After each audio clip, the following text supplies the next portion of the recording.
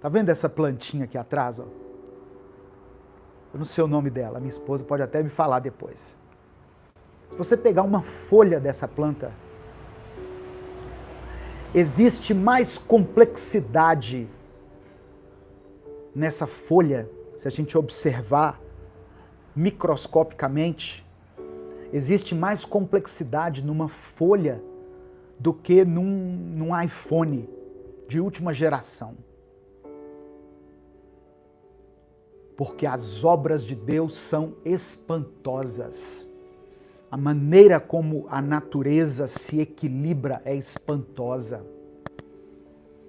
A maneira como nós respiramos, como o vento sopra, o vento está soprando ali na minha cortina ali, ó. A maneira como o vento sopra. E Jesus disse que o vento sopra para onde ele quiser, né? Ninguém controla o vento. Fazendo uma simbologia ao Espírito Santo, é claro. Mas o vento é assim, o vento sopra onde quiser. A maneira como as nuvens se acumulam, né? E formam a chuva em um determinado lugar. Como são espantosas as coisas que fazem. Percebe que eu não estou falando aqui de grandes milagres, É claro que Deus também ele promove curas extraordinárias, feitos grandiosos, mas muitas vezes os pequenos feitos passam despercebidos por nós. E Davi continua, o salmista continua dizendo: o teu poder é tão grande que os teus inimigos ficam com medo e se curvam diante de ti. Verso 4, o mundo inteiro te adora e canta louvores a ti. Todos cantam hinos em tua honra. Venham e vejam o que Deus tem feito. Vejam com espanto as coisas que Ele tem feito em favor das pessoas. Tem pessoas que falam assim, mas se Deus é tão bom assim, por que existe maldade? Por que existe a fome no mundo? Deus é bom. E o que a terra produz é suficiente para suprir todas as necessidades de todos os habitantes da terra. Dos 8 bilhões de habitantes, nós alcançamos a marca, né? Parece que recentemente, de 8 bilhões de pessoas na terra. O que a terra produz é suficiente para que todos tenham uma vida digna. Mas por que uns têm e outros não têm? Aí entra a maldade humana. Deus é bom, Deus é justo, Deus providencia tudo para nós, só que uns querem ter mais do que os outros, e com isso alguns passam fome. O que a terra produz é suficiente para suprir todas as necessidades dos seres humanos, mas só que uns querem ter mais do que os outros, enriquecer mais do que os outros, e isso causa a corrupção, a desigualdade social, mas Deus continua sendo bom. Deus, Ele nos dá livre-arbítrio. E muitas vezes as pessoas querem conquistar mais do que deveriam. E para que façam essas conquistas, passam por cima de muitas pessoas. Alguns vivem na miséria para que outros vivam no luxo, no esplendor. Alguns moram em barracos para que outros morem em castelos. Versículo 6. Ele mudou o mar em terra seca, e os nossos antepassados atravessaram o rio a pé. Aqui, o salmista já fala de um milagre específico, quando Deus abriu o mar para que o povo passasse em terra seca. Aqui ele pode estar falando da travessia do Mar Vermelho ou da travessia do Jordão, quando o povo entrou na terra prometida. As águas do Jordão também, elas se abriram para que o povo passasse em terra seca. Ali nos alegramos com o que ele fez. Tanto que essa referência, né, que eu estou lendo aqui fala de Êxodo 14, 21, a travessia do Mar Vermelho, e Josué capítulo 3, versículos 14 a 17, quando fala da travessia do Jordão. Pelo seu poder, ele governa para sempre, e os seus olhos vigiam as nações. Os olhos do Senhor estão em todos os lugares. Tem gente que quando a gente fala isso, que os olhos do Senhor estão em todos os lugares, a pessoa toma isso pelo lado negativo, como se dissesse assim, puxa, eu não posso fazer nada de errado porque Deus está me olhando.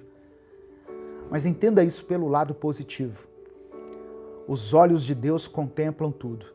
Os olhos do Senhor contemplam o seu momento de fraqueza. Os olhos do Senhor contemplam o seu tempo de angústia, o seu momento aí de ansiedade, o momento em que você está depressivo, depressiva, lutando contra a tristeza, contra a dor, lutando contra uma enfermidade, lutando contra uma crise no seu relacionamento, no seu casamento, lutando em favor da sua família. Os olhos do Senhor estão ali sobre você. Os olhos do Senhor vigiam as nações.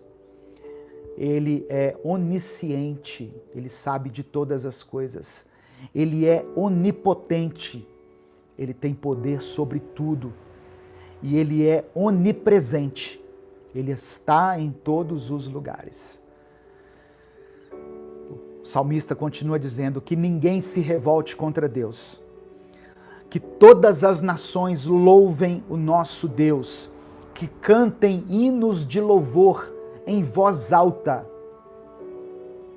Às vezes uma boa maneira de você começar o seu dia é colocando um louvor aí no seu celular, na sua TV, e cantando louvores a Ele, exaltando o nome dEle, agradecendo a Ele pelos seus feitos, por tudo aquilo que Ele tem feito na sua vida. Verso 9, Ele nos tem mantido vivos e não nos tem deixado cair.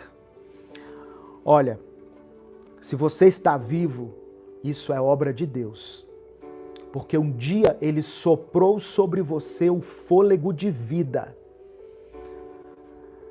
A ciência pode desenvolver o máximo que ela puder. Eles falam que o ser humano não usou ainda nem 20% da sua capacidade mental. Então a ciência pode se desenvolver muito ainda. Mas ela não consegue soprar o fôlego de vida, porque isso vem de Deus. Essa essência da vida vem de Deus.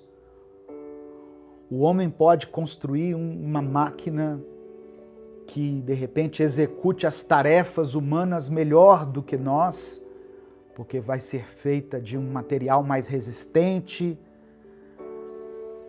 Mas essa máquina, ela não possui a semente da vida. Ela pode até funcionar durante muito tempo, mas ela não tem a capacidade de se reproduzir, de criar outro. A vida, a semente da vida que foi plantada em nós, foi plantada por Deus. Foi dada pelo próprio Deus. O Espírito Santo, ele habita em nós. Ele nos tem mantido vivos e não nos tem deixado cair. Muitas vezes Satanás já armou ciladas contra você para te derrubar, para te afastar da presença de Deus, mas o Senhor não permitiu que essa armadilha, que essa artimanha prevalecesse contra a sua vida. Ele desfez essa arma que foi forjada no inferno contra você, contra a sua família, e por isso vocês ainda permanecem de pé. Versículo 10. Ó Deus, tu nos puseste à prova. Como a prata é provada pelo fogo, assim nos provaste. Às vezes, Deus permite que nós sejamos provados, que nós sejamos tentados. Às vezes nós estamos passando por um tempo de dor, de sofrimento, que foi permitido por Deus. No versículo 11 diz assim, olha, tu nos deixaste cair numa armadilha. Eu falei de armadilhas que foram desfeitas, mas às vezes, quando Deus quer nos ensinar alguma coisa, quando Deus quer nos transformar em pessoas melhores, Ele permite que nós caiamos em uma armadilha, mas Ele não nos deixa lá, caídos e prostrados, acabados. Verso 11 continua dizendo assim, ó, colocaste cargas pesadas nas nossas costas. Poxa, mas você estava falando, pastor, de um Deus bom, de um Deus que é maravilhoso, que faz coisas tão tremendas. A vida, muitas vezes, vai nos proporcionar dias difíceis. Mas o que o salmista está dizendo aqui é que os dias difíceis foram também permitidos por Deus. E nós devemos receber as coisas boas e louvar a Deus pelas coisas boas, mas suportar as coisas ruins pelas quais nós teremos que passar. E não amaldiçoar a Deus por causa disso. Um bom exemplo aqui na Bíblia é a vida de Jó. Jó passou pelo extremo de sofrimento que um ser humano pode ser submetido, ao qual o ser humano pode ser submetido. Ele perdeu filhos. Perdeu filhos. Não foi um filho, ele perdeu filhos. Ele perdeu todos os seus bens. Ele foi acometido por uma enfermidade que pôs ferimentos no corpo dele, da cabeça aos pés. Mas ele não amaldiçoou a Deus. Ele disse assim, o Senhor deu, o Senhor levou. Bendito seja o nome do Senhor. Jó tinha os olhos, não aqui nessa vida, Jó tinha os olhos na eternidade.